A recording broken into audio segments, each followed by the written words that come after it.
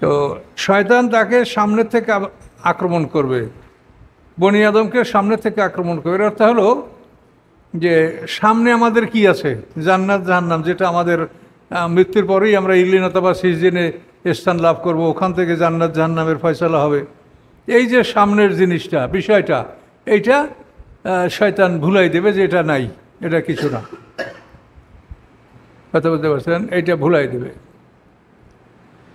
এরপরে পিছন থেকে আক্রমণ করার অর্থ হলো যে দুনিয়ার সব কিছুকে খুব সুন্দর করে দেখাবে। এই দালান কোঠা, বাড়ি ঘর, এই মাছের ঘের, এই বাগান, এই অমুক সমুক, এগুলি সব তোমার করতে হবে। এই পিছনে দুনিয়ার দিকটা সব খুব সুন্দর করে আলোকিত করে সব কিছু এভাবে শয়তান উপস্থাপন করবে। কোথায় সুন্দর নারী, কোথায় বাড়িঘর, কোথায় মদ জুয়া, এগুলি পিছন থেকে আক্রমণ, দুনিয়ার দিকে তাকে আকৃষ্ট করা। ডান দিক থেকে আক্রমণ অর্থাৎ আল্লাহর আইন কানুনের উপরে সমালোচনা করা। আল্লাহর আইন এটা ভালো না, আল্লাহ অঙ্ক জানে না, এরকম কত আহম্মক আছে না? আল্লাহ অঙ্ক জানে না, তা আল্লাহ অমুক করতে কেন, এটা করছে কেন, সেটা করছে কেন, কোরআনের বিচারগুলি সব মানে বর্বরতা, চোরের হাত কাটবে কেন, জেনাকারের মাইরিয়া হত্যা করবে কেন, এইভাবে আল্লাহর দিনের সমালোচনা করে। এটা ডান দিক থেকে আক্রমণ। আর বাম দিক থেকে আক্রমণ হলো শরাব, নেশা, যত খারাপ কাজগুলি, এগুলির মানে খুব সুন্দর করে উপস্থাপন করা। আর এগুলি সবচাইতে মজাদার, এগুলি সবচেয়ে আরামদায়ক, এগুলি এভাবে শয়তান তার সামনে এগুলি উপস্থাপন করবে। এটা হলো বাম দিক থেকে আক্রমণ। একদিকে আইনের সমালোচনা, অপরদিকে হারাম বস্তুগুলি, মদ জুয়া, জেনা, জুলুম, অত্যাচার, এগুলিকে সুন্দর করে উপস্থাপন করবে। এ হলো শয়তানের চার দিক থেকে আক্রমণ।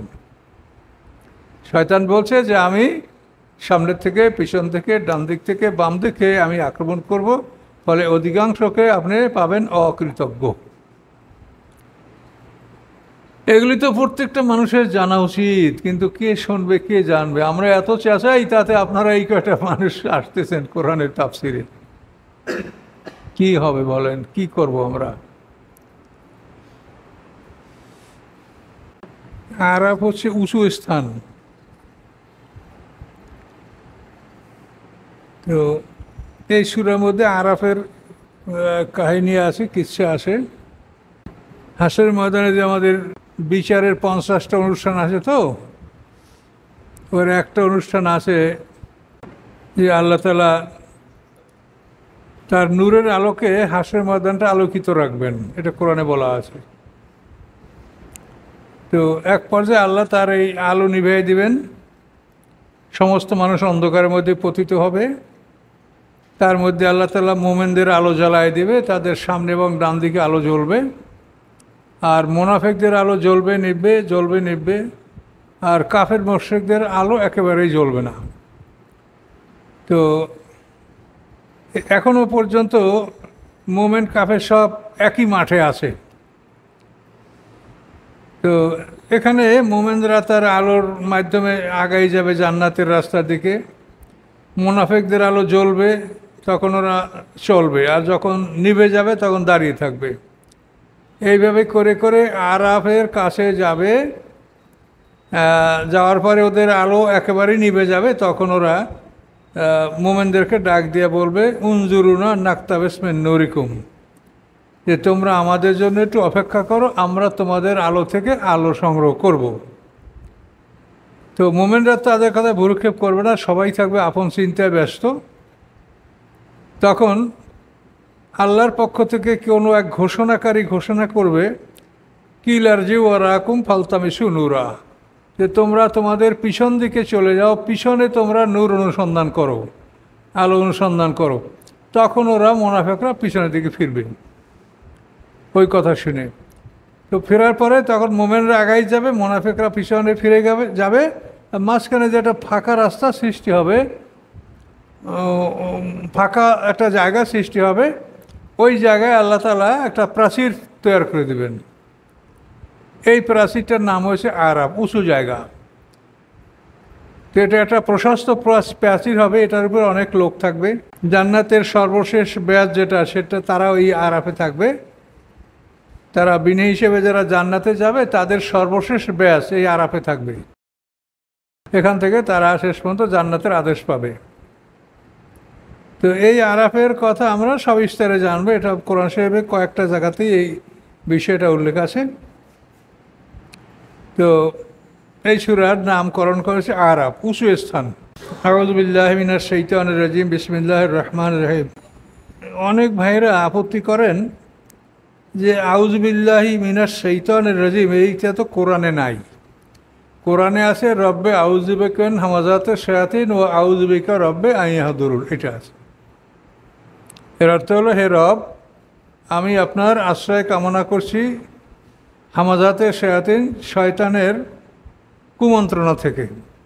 ও আউযু বিকা রব্বি, এবং আমি আশ্রয় গ্রহণ করছি আপনার, হে আমার রব, আন ইয়াহদুরুন, যাতে সে আমার কাছে উপস্থিত হতে না পারে। এটা কোরআনের আয়াত। তো এখন আমরা আউযু বিল্লাহি মিনাশ শাইতানির রাজিম এটা আমরা কমন বলি। তো অনেকে বলেন যে কোরআনে আছে, তো আপনার এটা বলেন কেন? তা আমরা এটা বলি কেন, তার কারণ হচ্ছে এই, আল্লাহ কোরআনে আদেশ দিয়েছেন, ওয়াইজা কারাতাল কোরআনা ফাস্তাইজ বিল্লাহি মিনাশ শাইতানির রাজিম। তুমি যখন কোরআন পাঠ করবে, কোরআনের কেরাত, এই যে কোরআন যখন তুমি পাঠ করবে, পাঠ করার আগে ফাস্তাইজ বিল্লাহি মিনাশ শাইতানির রাজিম, তুমি আল্লাহর আশ্রয় কামনা করে নাও অভিশপ্ত শয়তান থেকে। এটা হলো আল্লাহর আদেশ। কোরআন পাঠ করার আগে তুমি অভিশপ্ত শয়তান থেকে আল্লাহর আশ্রয় কামনা করে নাও। এই আদেশ যখন আল্লাহ দিছেন, তখন আমরা আমাদের মতো এটা আমরা শয়তান থেকে আল্লাহর আশ্রয় কামনা করতে পারি। কেউ বাংলায় বলবে, কেউ ইংরেজিতে, উর্দুতে, আরবিতে, ফার্সিতে, যে যেভাবে পারে সেভাবে তার ভাষায় সে আল্লাহর কাছে বলবে যে আল্লাহ অভিশপ্ত শয়তান থেকে আমি আপনার আশ্রয় কামনা করছি।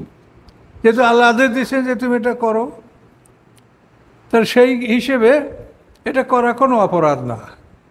তবে কোরআনের একটা আয়াত যে অন্য যে কোনো দোয়ার তুলনায় যে ভালো, এটা কোনো সন্দেহ নাই।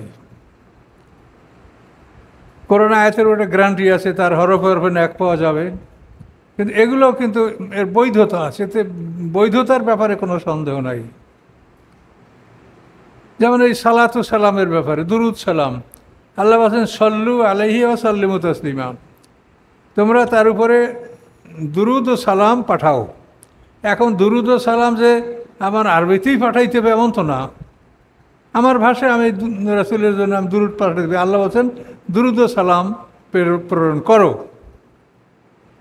তাহলে আমি সেটা আমার ভাষায়ও করতে পারি, যে কোনোভাবে আমরা এই দুরুদ এবং সালাম আল্লাহ রাসূলকে পৌঁছাতে পারি। কিন্তু একদল খুব কঠিন হয়ে যাচ্ছে, তারা বলে যে না, যেভাবে হাদিসে আছে সেভাবেই বলতে হবে। না, তাহলে জিনিসটা তো আপনি সংকীর্ণ করে ফেললেন। আল্লাহ তো আপনাকে এটার মধ্যে প্রশস্ততা রেখেছে, সেটা আপনি সংকীর্ণ করতে পারেন না। আপনি হাদিসে আছে করেন, কিন্তু হাদিসে নাই আমি আমার ভাষায় দুরুদ সালাম পড়বো, তা এটা পড়তে পারবো না আমি? আল্লাহ আদেশ দেন দুরুদ সালাম পড়ো। কাজে আল্লাহ যেখানে একটা জিনিস সহজ করে দিয়েছেন, সেটাকে জটিল করার অধিকার আমাদের নাই। আসুন, বিসমিল্লাহির রহমানির রহিম। আলিফ লাম মিম সাদ, এটা আয়াতে মুতাশাবিহাত। এর অর্থ আল্লাহ ছাড়া কেউ জানেন, এটা আল্লাহ বলেই দিয়েছেন। ওমা ইয়ালামু তাবিলাহু ইল্লাল্লাহ। সূরা আলে ইমরানে আল্লাহ পরিষ্কার বলেই দিয়েছেন যে এই সমস্ত আয়াতের তাবিল আল্লাহ ছাড়া কেউ জানে না, এক কথায় শেষ।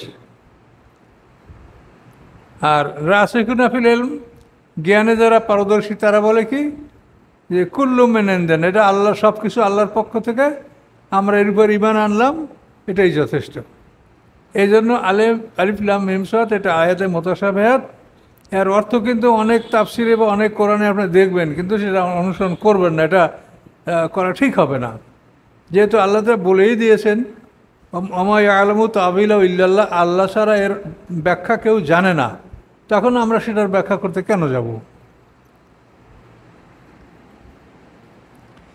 কেতাবুন, কেতাব শব্দের অর্থ কি? চিঠি। সমস্ত আসমানি কেতাবগুলি আল্লাহর পক্ষ থেকে চিঠি। আর চিঠি যারা বহন করে তাদেরকে বলা হয় পিয়ন, আর পিয়নের আরবি হলো রাসূল, মেসেঞ্জার।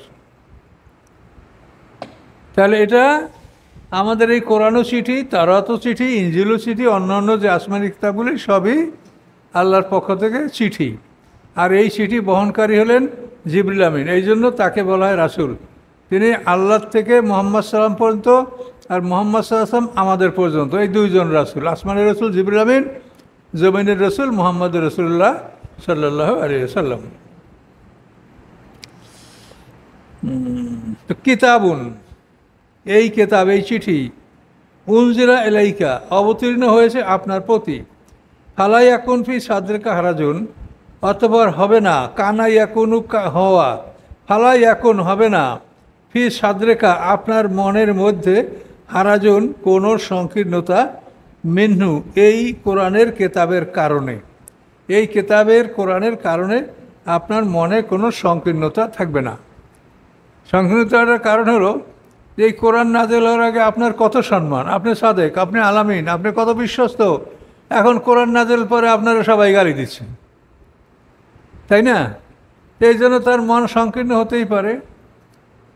তো এই জন্য আল্লাহ বললেন যে না, আপনার অন্তরে যেন কোনো সংকীর্ণতা না থাকে। সম্মানের মালিক আমি আপনাকে একদিন সম্মান দিব, এবং দেখবেন যে আমি কিভাবে সম্মান আপনাকে দিচ্ছি।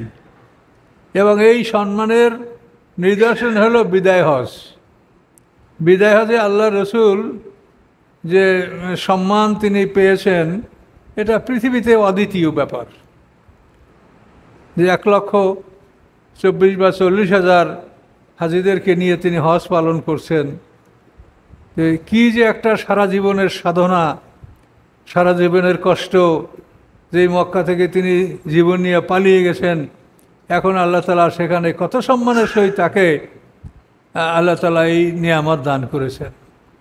কাজে এই জন্য আল্লাহ রাসূলকে সান্ত্বনা দিচ্ছেন যে আপনি শান্ত হন, অন্তরে সংকীর্ণতা রাখবেন না, মিনহু এই কেতাবের কারণে, লিতুনজিরা বিহি আপনি এর দ্বারা ভয় দেখাবেন, এই কেতাবের মাধ্যমে সতর্ক করবেন, ওয়া যিকরা এবং উপদেশ, লিল মুমিনিন মুমিনদের জন্য।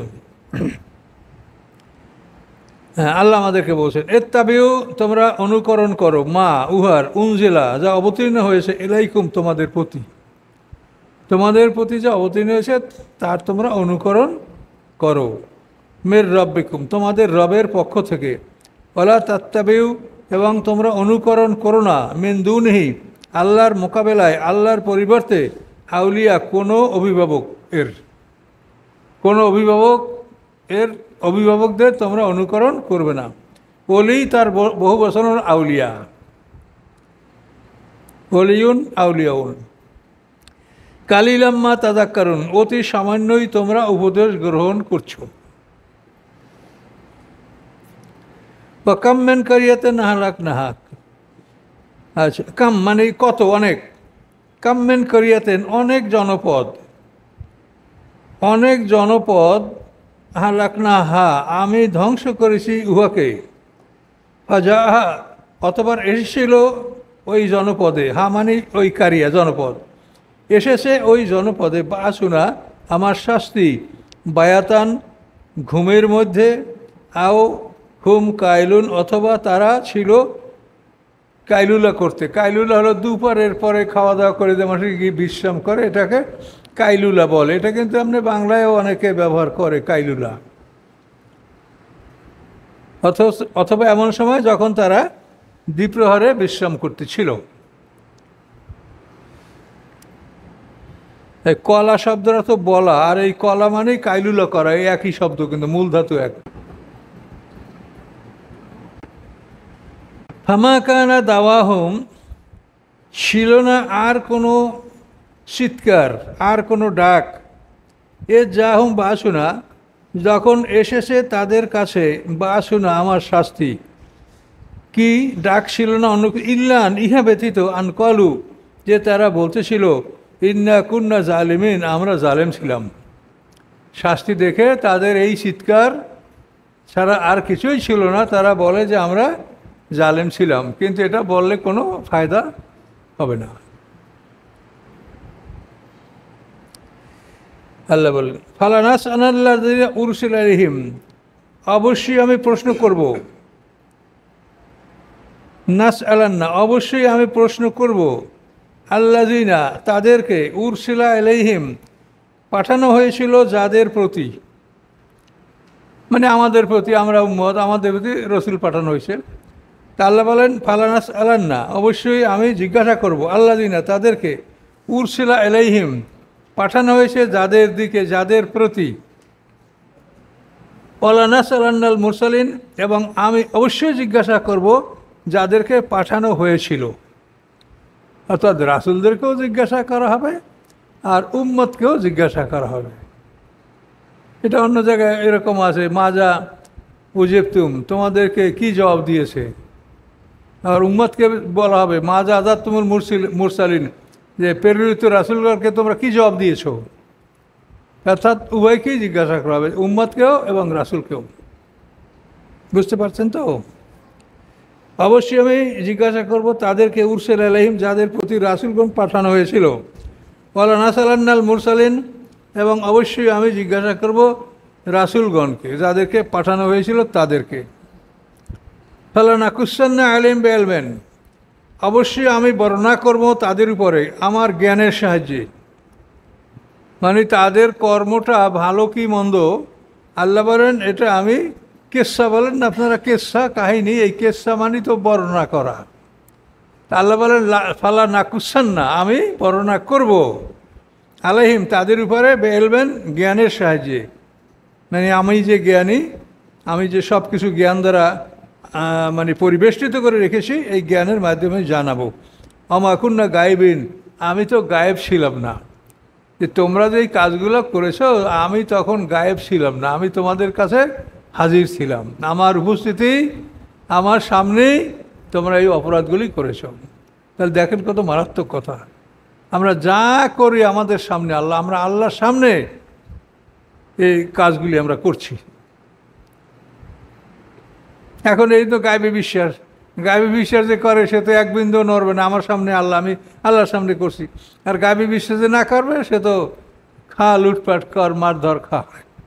কিন্তু তার পরিণাম যে কী হয় তা তো দুনিয়ার অপমান তো দেখছেন, আর পরকালে তো আরও ভয়ঙ্কর শাস্তি আসবে। ওয়াল ওয়াজনু ইয়াওমাইযিনিল হক, ওজন সেদিন সত্য, সেদিন যে ওজন করা হবে এটা সত্য, গণনা করা হবে না যে আপনার এইটা এত হাজার, এইটা এত লাখ, এইটা এত কোটি সব হয়েছে, এটা গণনা করা এটা হবে না, এটা ওজন করা হবে।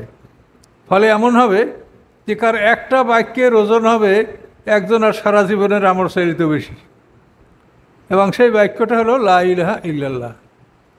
এই একটা বাক্য, তার মধ্যে এই লা ইলাহা ইল্লাল্লাহ যে অর্থগুলি বহন করে, এই মানে সম্পূর্ণ অর্থ সহ এই লা ইলাহা ইল্লাল্লাহ যদি কার মধ্যে থাকে, তো এই একটা বাক্যের ওজন হবে পৃথিবীর চাইতেও বেশি ওজন। এই জন্য আমলকে ওজন করে নেওয়া হবে, গুণিয়ে নেওয়া হবে না। কিন্তু আমরা তো গোনার পক্ষে, এইটা এত সব, এইটা এত সব, এইটা এত সব, কিন্তু আমলগুলি আল্লাহ তাআলা ওজন করে নেবেন। আল্লাহ কোরআনে বলছে ভালো কাজের জন্য তোমাকে 10 গুণ দেওয়া হবে, এটা কাল কি বোধহয় আপনারা বলছেন, তো 10 গুণ দেওয়া হবে, কিন্তু কত লক্ষ বা কত কোটি তা তো বলা হয় নাই। ওটা যেটার পাওনা তোমার দাঁড়ায় হিসেবে আসে, তার 10 গুণ তুমি পাবে। তো আল্লাহ কিন্তু ওখানে সংখ্যা উল্লেখ করে নাই যে তুমি এর জন্য এতটা, এত শ বা এত হাজার বা এত লাখ পাবা, এটা কিন্তু না। ওয়াল ওয়াজনু ইয়াওমাইযিনিল হক, ওজন সেদিন সত্য। ফামান সাকুলাত মাওয়াজিনহু, অতঃপর যার ভারী হবে, সাকুলাত মানে ভারী হওয়া, মাওয়াজিনহু মানে তার ওজন, অতঃপর মান যার সাকুলাত ভারী হবে, মাওয়াজিনহু তার ওজন মানে নেকামলের ওজন, ফাউলাইকুমুল মুফলিহুন, এরাই জয়যুক্ত হবে। নাম দিক ভারী হইলেই তারা জয়যুক্ত হবে, তাদেরকে আল্লাহ বিনয় হিসেবে জান্নাতে প্রবেশ অধিকার দিবেন। এটা হলো জান্নাতের দ্বিতীয় ব্যাস। বিনয় হিসাবে যারা জান্নাতে যাবে, যাদের বদামল মোটেও নাই, যেমন নবী রাসূল পয়গম্বর, তাদের বদামল বাম দিকে কিছুই নাই, তো এরা বিনয় হিসেবে জান্নাতি। আর যাদের দুদিকই আমল আছে, তারা নেকামল ভারী হলে জান্নাতে যাবে বিনয় হিসেবে। আর আরাফে যারা থাকবে তারাও যাবে, কিন্তু এই 3 দল মিলেই এরা জান্নাতি। আর দোজকে 7টা দোজকে যারা যাবে দোজক, মানে দল কিন্তু দুটোই শেষ পর্যন্ত, জান্নাতি এবং জাহান্নামী।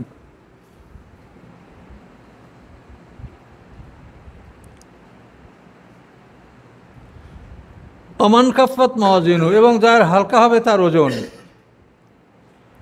ন্যাকামলের ওজন যার হালকা হবে, বদামল ভারী হবে, ফাউলাইকাল্লাযিনা, তারা তো ওরা, খসিরু যারা ক্ষতি করলো, আনফুসাহুম নিজদের, তারা নিজদের ক্ষতি করে ফেললো, তাদের শাস্তি হবে। বিমা কানু বিআয়াতিনা ইয়াজলিমুন, এই জন্য যে তারা আমার আয়াতগুলির সাথে তারা জুলুম করতেছিল, আয়াতগুলির সাথে তারা যথাযথ আচরণ করে নাই, জুলুম করেছে, অমান্য করেছে। ওয়ালাকাদ মাক্কান্নাকুম ফিল আরদ, আল্লাহ বলেন নিশ্চয়ই আমি প্রতিষ্ঠা করেছি তোমাদেরকে পৃথিবীতে। মাক্কান্না, মাকান মানে বাড়ি, এর থেকে আমরা বলি মোকাম, আর মোকাম শব্দটাও আরবি শব্দ, মাকাম। মাকাম মানে দাঁড়াবার জায়গা, তো দাঁড়াবার জায়গা মানে আপনার বাড়ি, আর মাকান মানেও বাড়ি, থাকার জায়গা, হওয়ার জায়গা, মাকান। ওয়ালাকাদ মাক্কান্নাকুম ফিল আরদি, নিশ্চয়ই আমি বাসস্থান দিয়েছি তোমাদেরকে পৃথিবীর মধ্যে। ওয়া জাআলনা লাকুম ফিহা মাঈশা, এবং করেছি আমি লাকুম তোমাদের জন্য, ফিহা ওই পৃথিবীর মধ্যে, মাঈশা তোমাদের জীবন সামগ্রী, তোমাদের প্রভিশন অফ লাইফ। কালিলাম মা তাশকুরুন, অতি সামান্যই তোমরা ঈমান গ্রহণ করছো। ওয়ালাকাদ খালাকনাকুম, নিশ্চয়ই আমি তোমাদেরকে সৃষ্টি করেছি। সুম্মা সাওয়ারনাকুম, অতঃপর আমি তোমাদের আকৃতি দান করেছি। সুম্মা কুলনা লিল মালাইকাতি ইসজুদু, তারপর আমি বলেছি ফেরেশতাদেরকে যে তোমরা সেজদা করো। তাহলে আমাদেরকে সেজদা সৃষ্টি করছেন তো আল্লাহ তাআলা, তো প্রথম সৃষ্টি করছেন আদমকে। তো আদমকে যে সৃষ্টি করছেন তার মধ্যে আমাদের পদার্থগুলি, পানি মাটি আগুনের অংশটা আমাদেরও আদমের মধ্যেই ছিল। এই জন্য আল্লাহ আমাদেরকে বহু বচন বলেছেন। ওই আদমের থাকা পানি মাটি আগুন বাতাস পরে বীর্যে রূপান্তরিত করে পৃথিবীতে প্রবাহিত করে দিয়েছেন আল্লাহ। তা আল্লাহ বলেন নিশ্চয়ই আমি খালাকনাকুম, তোমাদেরকে সৃষ্টি করেছি। সুম্মা সাওয়ারনাকুম, অথবা তোমাদের আমি আকৃতি দান করেছি। সুম্মা কুলনা লিল মালাইকাতি, অতঃপর আমি বলেছি ফেরেশতাদেরকে, উসজুদু লি আদমা, তোমরা সেজদা করো আদমের সম্মানে। ফাসাজাদু, অথবা তারা সেজদা করলো, ইল্লা ইবলিসা, ইবলিস ব্যতীত।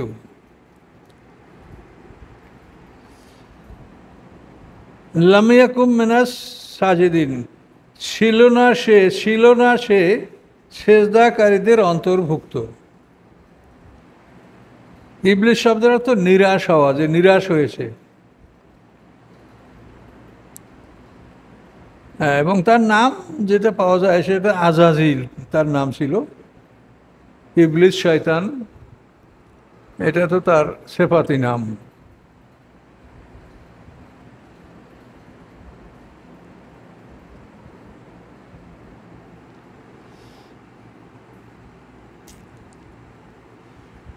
কলা, আল্লাহ বললেন মা মানাকা আল্লাহ তাসজুদা, মা কোন বস্তু, কিসে, মানাকা তোমাকে বারণ করলো, নিষেধ করলো, আল্লাহ তাসজুদা যে তুমি সেজদা করলে না, এজ আমার তো যখন আমি তোমাকে আদেশ করলাম। কলা, শয়তান জবাব দিল, আনা খায়রুম মিনহু, আমি তার চেয়ে ভালো। খলাক্তানি মিন নারিন ওয়া খলাক্তাহু মিন তিন, আপনি সৃষ্টি করছেন আমাকে আগুন থেকে, ও খলাক্তাহু মিন তিন, এবং আপনি সৃষ্টি করছেন তাকে মাটি হতে। তিন মানে সাধারণত কাদামাটিকে বোঝায়, তিন। কলা, আল্লাহ বললেন ফাহাবেত মিনহা, তুমি নেমে যাও এখান থেকে। অর্থাৎ তুমি যে একটা সম্মানসূচক জায়গায় ছিল, তুমি জান্নাতের পাহারাদার ছিলে। ফাহাবেত মিনহা, তুমি এখান থেকে নেমে যাও। ফামা ইয়াকুনু লাকা, নয় হবে না তোমার জন্য, আন তাতাকাব্বারা ফিহা, যে তুমি অহংকার করবে উহার মধ্যে। ফামা ইয়াকুনু লাকা, হবে না তোমার জন্য, যে তুমি অহংকার করবে ফিহা উহার মধ্যে, এ অধিকার তুমি পাবে না। ফাকরুজ, তুমি বের হও, ইন্নাক মিনাস সাগিরিন, নিশ্চয়ই তুমি ছোটদের অন্তর্ভুক্ত, অর্থাৎ তুমি অপমানিত।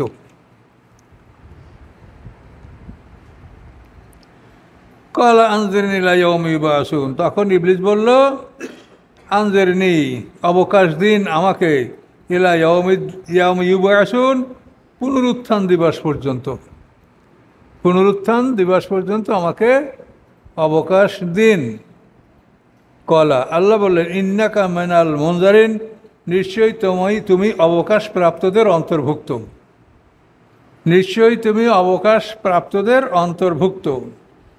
কলা, ইবলিস বলল, ফাবেমা আগওয়াইতানি, যে কারণে, আগওয়াইতানি আপনি আমাকে বিপদগামী করলেন, লাকুদান্না লাহুম, অবশ্যই আমি বসে যাব তাদের জন্য, সিরাতাকাল মুস্তাকিম, আপনার সরল রাস্তার উপরে, জান্নাতে যাওয়ার যে সরল রাস্তা, ইবলিস বলে ওই রাস্তার উপরে আমি বসে পড়ব, যাইতে দেব না আপনার বান্দাদেরকে।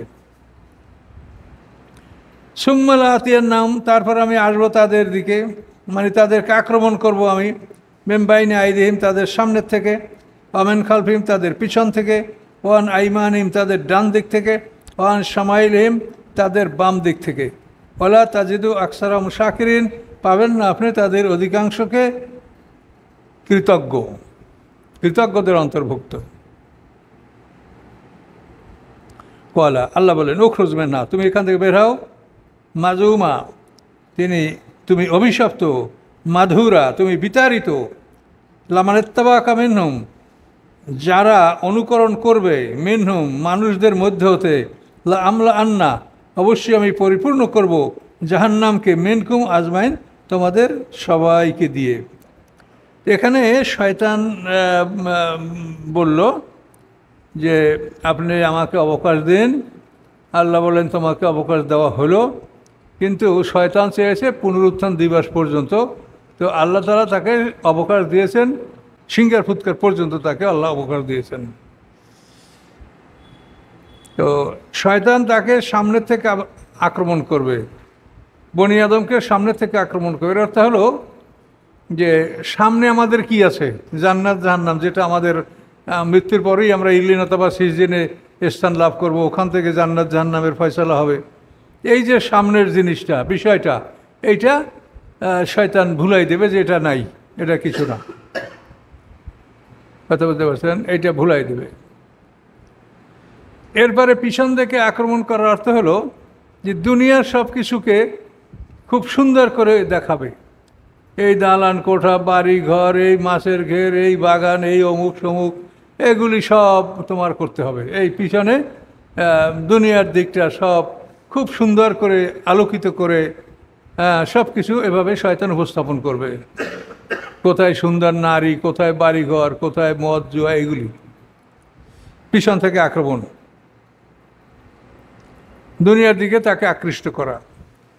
ডান দিক থেকে আক্রমণ অর্থাৎ আল্লাহর আইন কানুনের উপরে সমালোচনা করা, আল্লাহর আইন এটা ভালো না, আল্লাহ অঙ্ক জানে না, এরকম কত আহম্মক আছে না, আল্লাহ অঙ্ক জানে না, তা আল্লাহ অমুক করতে কেন, এটা করছে কেন, সেটা করছে কেন, কোরআনের বিষয়গুলি সব মানে বর্বরতা, চোরের হাত কাটবে কেন, জেনাকারের মাইরিয়া হত্যা করবে কেন, এইভাবে আল্লাহর দিনের সমালোচনা করে, এটা ডান দিক থেকে আক্রমণ। আর বাম দিক থেকে আক্রমণ হলো শরাব, নেশা, যত খারাপ কাজগুলি, এগুলির মানে খুব সুন্দর করে উপস্থাপন করা, আর এগুলি সবচাইতে মজাদার, এগুলি সবচেয়ে আরামদায়ক, এগুলি এভাবে শয়তান তার সামনে এগুলি উপস্থাপন করবে। এটা হলো বাম দিক থেকে আক্রমণ। একদিকে আইনের সমালোচনা, অপরদিকে হারাম বস্তুগুলি, মদ, জুয়া, জেনা, জুলুম, অত্যাচার, এগুলিকে সুন্দর করে উপস্থাপন করবে। এ হলো শয়তানের চারদিক থেকে আক্রমণ। শয়তান বলছে যে আমি সামনের থেকে, পিছন থেকে, ডান দিক থেকে, বাম দিকে আমি আক্রমণ করব, ফলে অধিকাংশকে আপনি পাবেন অকৃতজ্ঞ। এগুলি তো প্রত্যেকটা মানুষের জানা উচিত, কিন্তু কে শুনবে, কে জানবে? আমরা এত চেঁচাই, তাতে আপনারা এই কয়টা মানুষ আসতেছেন কোরআনের তাফসিরে, কি হবে বলেন, কি করব আমরা?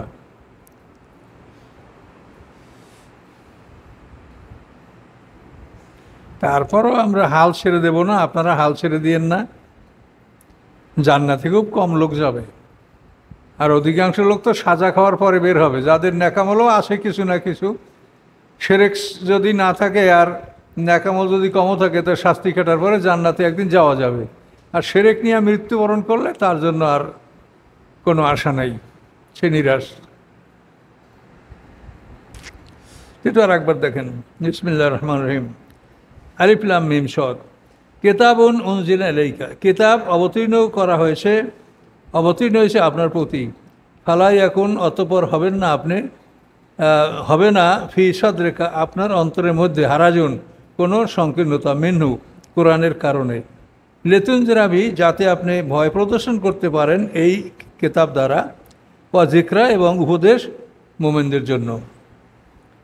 ইত্তাবিউ, হে লোক সকল, অনুকরণ করো, মা, উহার, উনজিলা ইলাইকুম, যা অবতীর্ণ হয়েছে তোমাদের প্রতি, মের রব্বিকুম, তোমাদের রবের নিকট হতে, ওয়ালা তাত্তাবিউ, এবং তোমরা অনুকরণ করো না, মিন দুনিহি, আল্লাহর পরিবর্তে, আল্লাহর মোকাবেলায়, আউলিয়া, কোনো অভিভাবকদের, কালিলাম মা তাযাক্কারুন, অতি সামান্যই তোমরা উপদেশ গ্রহণ করছো।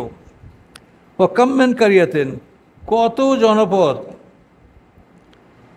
জনপদ আহলাকনাহা, আমি ধ্বংস করেছি, ফাজা, এসেছে ওই জনপদের উপরে, বা আসুনা, আমার শাস্তি, বায়াতান, নিদ্রাকালে, অথবা তারা ছিল বিশ্রামে, এমন অবস্থায়। কাইলুন মানে দ্বিপ্রহরের পরে বিশ্রাম করা।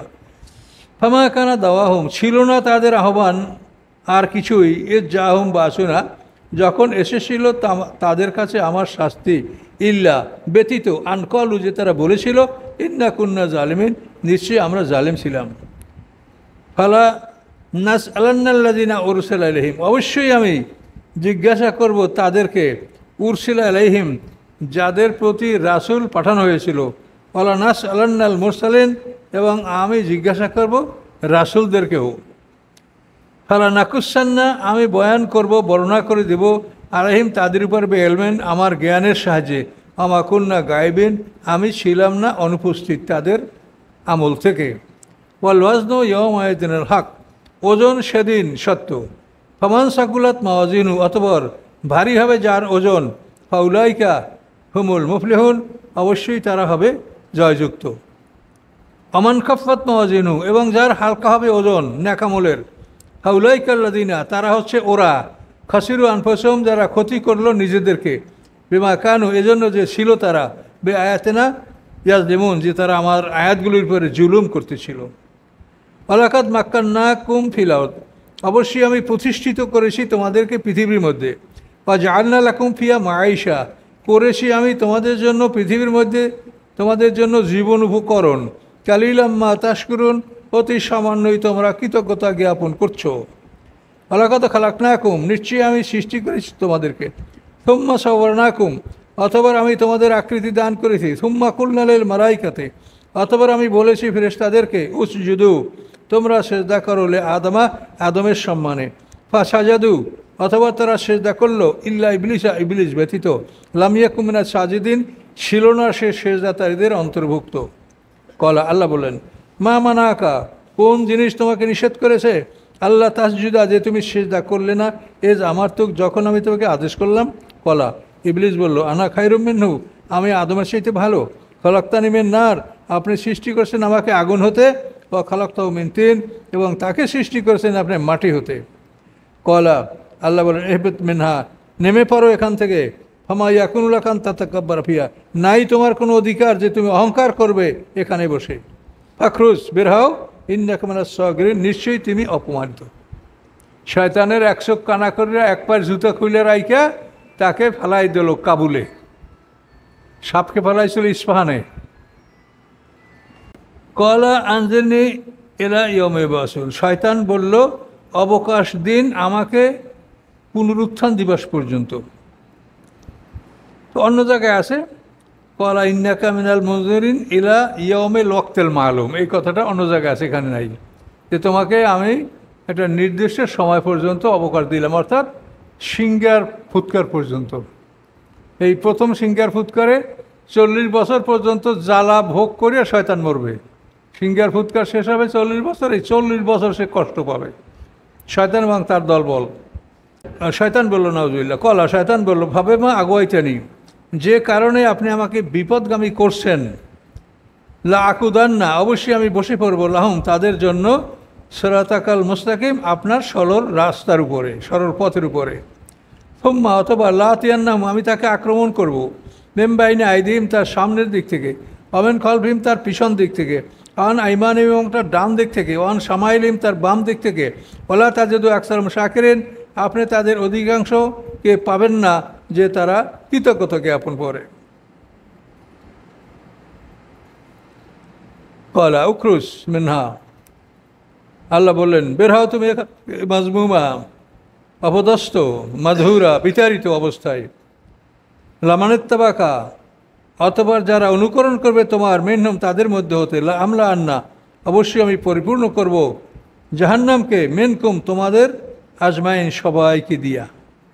অর্থাৎ তোমার জিন জাতির থেকে যারা অবাধ্য তারাও, আর মানব জাতির থেকে যারা অবাধ্য তারাও, এই সব উভয় জাতিকে দিয়া আমি জাহান্নামকে পরিপূর্ণ করব।